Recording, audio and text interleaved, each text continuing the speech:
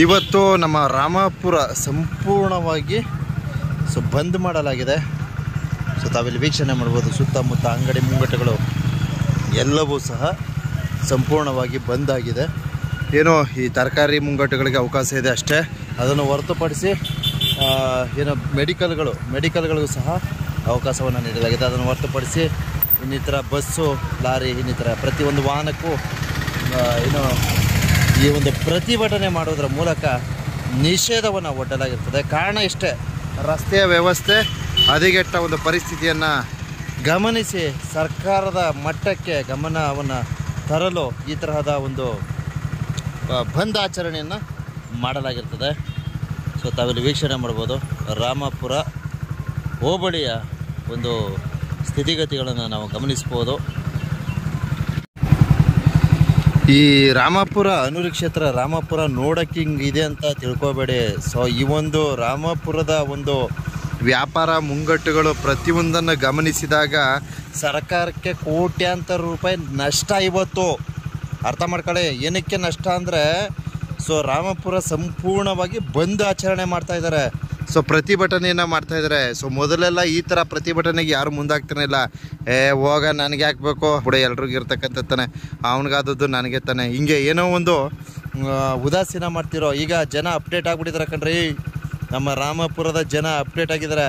ನಮ್ಮ ಕೌದಳ್ಳಿ ಗ್ರಾಮದ ಜನನೂ ಸಹ ಇದೇ ಥರ ಅಪ್ಡೇಟ್ ಆಗಬೇಕು. ದಯವಿಟ್ಟು ನಮ್ಮ ಕ್ಷೇತ್ರ ಅಭಿವೃದ್ಧಿಗಾಗಿ ಶ್ರಮಿಸಿ ಅಂತ ಈ ಸಂದೇಶವನ್ನು ತಿಳಿಸ್ತಾ ಇದ್ದೀನಿ. ಫುಲ್ಲು ರಾಮಾಪುರದ ಪೂರ್ತಿ ಬಂದ್ ಆಚರಿಸಲಾಗಿದೆ ಬಂಧುಗಳೇ. ನಾನು ಬರೋದು ಅರ್ಧ ಗಂಟೆಗೂ ಮೊದಲೇ.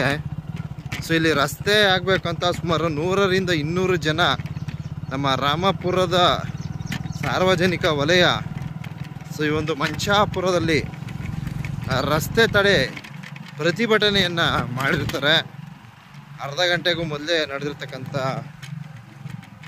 ಒಂದು ಘಟನೆ, ಪ್ರತಿಭಟನೆ. ಅರ್ಥ ಆಯ್ತಾ? ಏನೋ ರಸ್ತೆ ಕಾಮಗಾರಿ ಪ್ರಗತಿ ಪ್ರಾರಂಭಗೊಂಡ ನಂತರ ಈ ಒಂದು ಪ್ರತಿಭಟನೆಗೆ ಅಂತ್ಯವನ್ನು ಮಾಡಲಾಗಿರುತ್ತೆ. ನಮ್ಮ ರಾಮಾಪುರ ಮುಖ್ಯ ರಸ್ತೆ ರಸ್ತೆ ಹದಗೆಟ್ಟ ಪರಿಸ್ಥಿತಿಯನ್ನು ಗಮನಿಸಿ ಇಲ್ಲೇ ಪ್ರತಿಭಟನೆಯನ್ನು ಮಾಡಿರ್ತಾರೆ. ರಸ್ತೆಯಲ್ಲಿ ಅಗದ್ಬಿಟ್ಟು ಒಂದು ಗಿಡವನ್ನು ನೆಡೋದಕ್ಕೆ ಮುಂದಾಗಿದ್ರು ಸಾರ್ವಜನಿಕ ವಲಯ.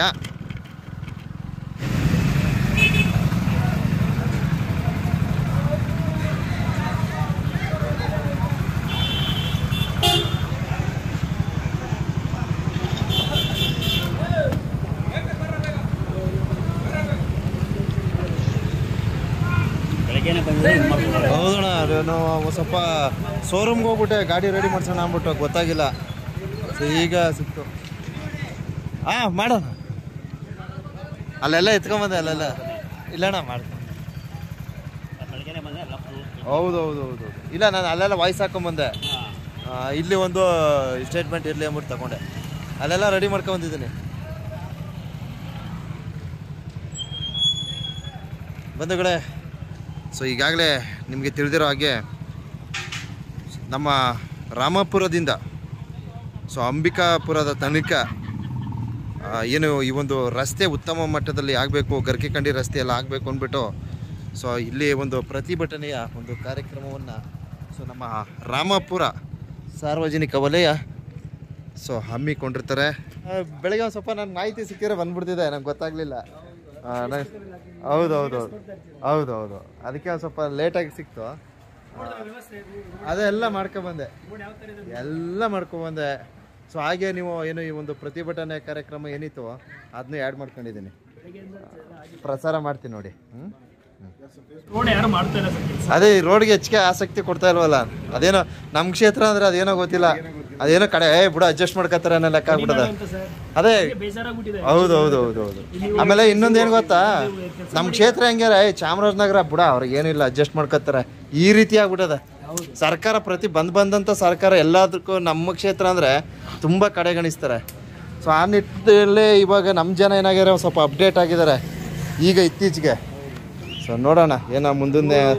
ಹೌದು ಸರಿಯಾಗಿಲ್ಲ ಸರ್. ಹೌದು. ಇಲ್ಲ, ನಾವು ರೋಡಲ್ಲಿ ತಾರ್ ಹಾಕ್ಬಿಟ್ಟು ತಾರ್ ಎಲ್ಲಿದೆ ಹುಡುಕ್ಬೇಕು ರೋಡ್ ಆ ತರ ಇದೆ ರೋಡ್. ನೀವು ಹೌದು ಹೌದು. ಈಗ ನಮ್ಮ ಈ ಕಡೆ ಹೋಗಿ ಹೋಯ್ತೀನಿ, ಈಗ ಅಲ್ಲಿಗೆ ಹೋಗ್ತಾ ಇದ್ದೀನಿ, ಗರ್ಕೆ ಕಂಡಿ ಹೋಗ್ತಾ ಇದ್ದೀನಿ. ನಮ್ಮ ರೋಡ್, ನಮ್ಮ ಬಾರ್ಡರ್ ನೋಡಿ, ರೋಡ್ ತಾರ್ ಎಲ್ಲಿದೆ ಅಂತ. ಪಕ್ಕದಲ್ಲಿ ತಮಿಳ್ನಾಡು ಇದೆ ನೋಡಿ, ನಿಮ್ ಮುಖ ಒಳಿಯುತ್ತೆ, ನಿಮ್ ಮುಖ ನೋಡ್ರಿ ಅಷ್ಟು ಗೊತ್ತು ಗೊತ್ತು. ಈಗೊಂದು ಈಗ ಹೋಗ್ತೀನಿ, ಈಗ 15 ದಿನ ಒಂದು ಇನ್ಸಿಡೆಂಟ್ ಆಯ್ತು.